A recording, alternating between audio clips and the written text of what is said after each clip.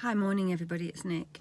Sorry, I feel a little bit like Miss Piggy this morning because I've got really bad hay fever and I'm just, my eyes, and I've got this cold streaming. It's not really a cold, it's hay fever. But anyway, I've just watched a great TED Talk, which is in the comments, and it really resonated with me because it's actually about anxiety and about learning some control mechanisms, and that research has shown that people who go through very difficult situations and actually do not develop mental health issues and anxiety, some of the research has shown it's because they've got coping mechanisms.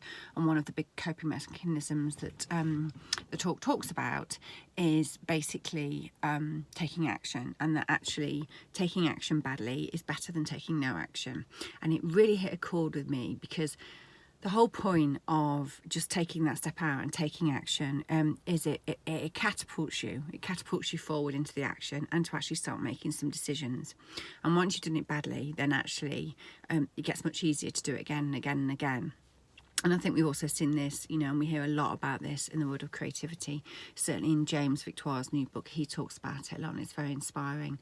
And it made me think about the time I did do it and actually how true it is. So a few years ago now, when I made the decision to leave, to leave my career, I had a lovely career with Deloitte, but I made the decision to leave.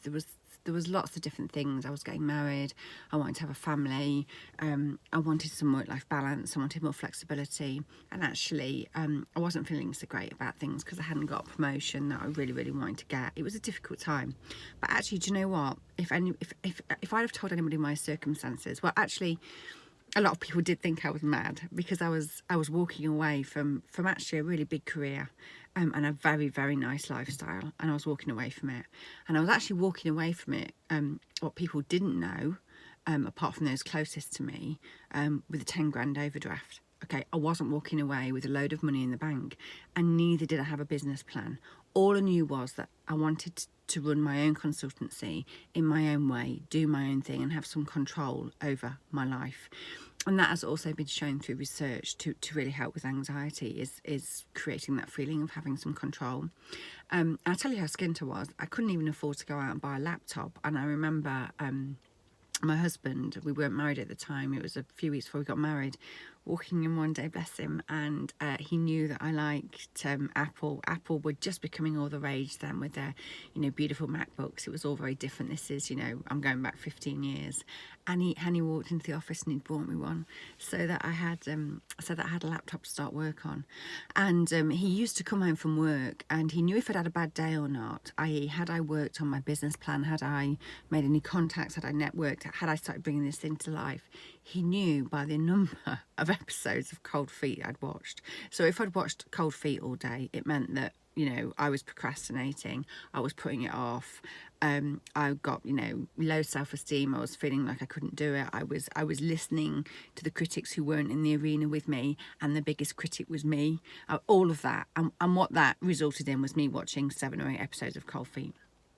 But then he would come home some days, and I would be on fire, and I would just be so motivated and inspired, and I would have started writing, and I think probably, and then I started networking and I started talking to people and I started stepping out, and I'm pretty sure when I look back and I read my first few versions of my business plan and my kind of vision for what I want my company to be, it was probably really bad. And if I think back to the first few networking events, and in those days it was kind of like speed networking, you stood up and you did your 2-minute pitch. It was awful really when I think about it, but I did it. It was probably really bad, but you know what, I did it. And then of course I did it again, and I did it again, and I did it again, and it got better and it got better and it got better.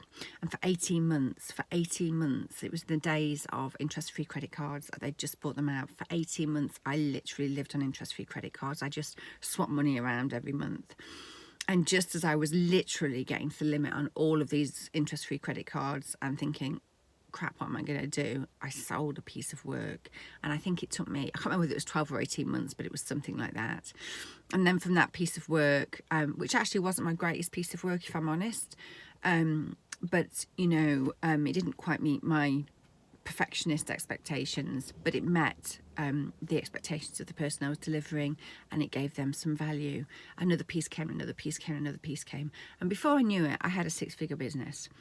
And then that leads into a whole different story. But before I knew it, I had a 6-figure turnover business, and I guess at the peak, you know, I had 8 people actually working for us, and I had achieved it, and I'd done that by literally jumping. And I'll always remember the thing that used to keep me going in those early days was, if it's right to jump and you jump, the universe will catch you, and there is something in that.